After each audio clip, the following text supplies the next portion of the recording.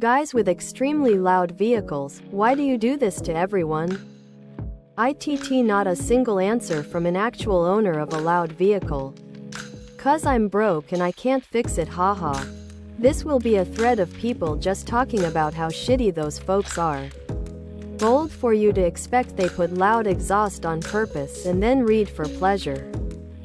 The real answer is that there are 3 possibilities. I'll give you why real car guys do it first and then the other 2.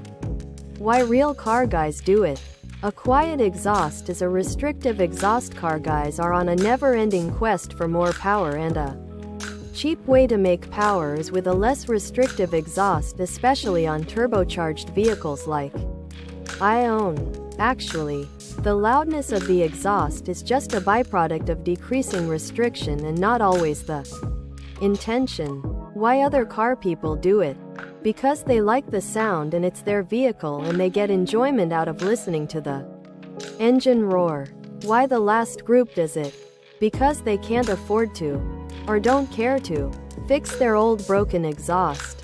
Because race car. I was getting coffee at a gas station last week. 6 a.m.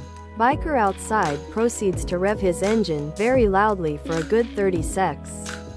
For no reason at all. Next door is a hotel. I'm sure they were all thinking how cool he was getting woken up at 6 a.m.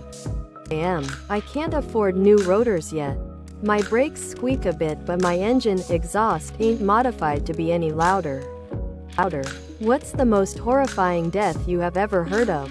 You can get a dose of radiation that's fatal but not instantly fatal.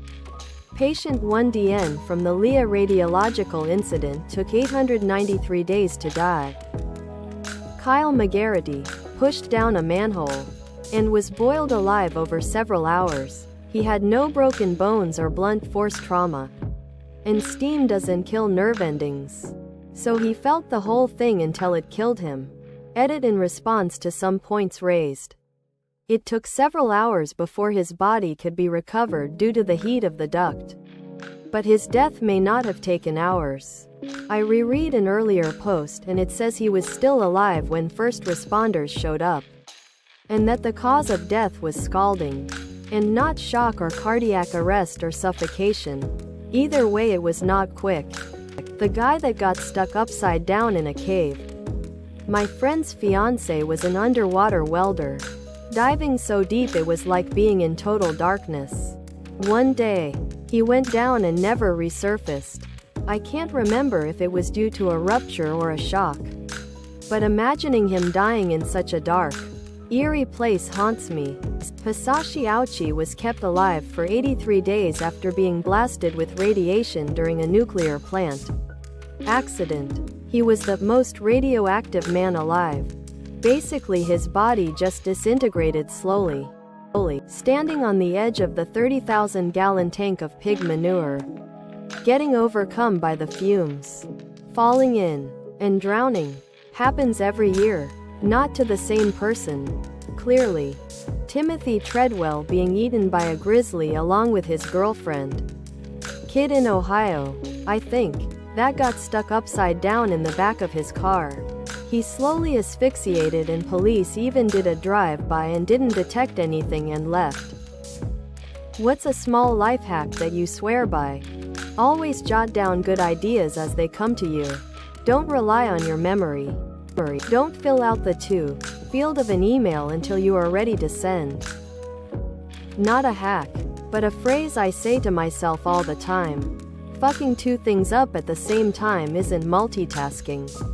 When looking at recipes online, click the print link. This cuts out the unnecessary backstory and random musings. You can also save the recipe as a PDF to your computer or even just the link to the printable version. Cold showers. 1 minute at the end is all you need. Something I got from Jim Henson, the guy behind the Muppets. When you have multiple tasks to complete, make a list with the tasks ordered from hardest to easiest and complete them in that order. Every task is easier than the last and the ones in front of you are easier than what you're currently doing. Sort of like starting at the top of the hill and going down rather than climbing up.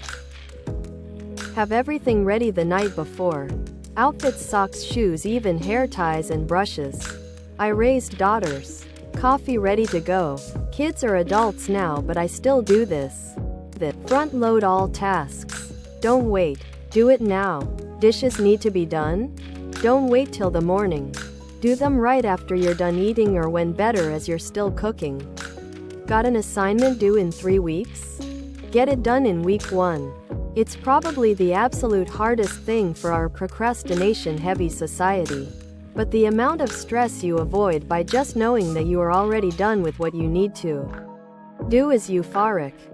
What is just a really cool fact that you know and would like to share? Octopuses use copper-based blood, not iron-based like us, allowing them to live in low oxygen levels. On the planet Venus, a day is longer than a year. Venus travels around the Sun one time before it takes a full rotation. Orcas go through fashion trends like we do. For one summer in the 80s, the cool thing was to carry a dead salmon on their head. Did you know that honey never spoils? Archaeologists have found pots of honey in ancient Egyptian tombs that are over 3,000 years old and still perfectly edible. Honey's natural composition makes it resistant to bacteria and mold. So as long as it's sealed properly, it can last indefinitely. It's like nature's eternal food. Giraffes are 30 times more likely to get struck by lightning than humans. I think this one is pretty much self-explanatory. In Ontario, Canada, and most other provinces, we have what is called the Apology Act. This is where saying sorry or another means of apologizing after doing something where you may be at fault for, and it could be used against you. The apology is not considered an admission of guilt. Greater than evidence of apology not admissible. 3.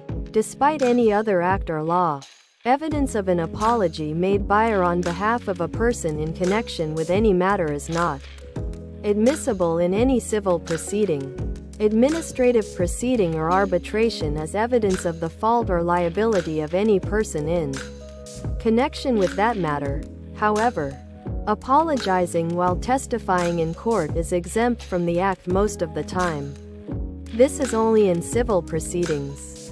Full text: https www.ontario.ca/laws/statute/S09003#. Text equals the %20 bill, %20 provides, %20 that, %20 in any, %20 person, %20 inches, %20 relation, %22.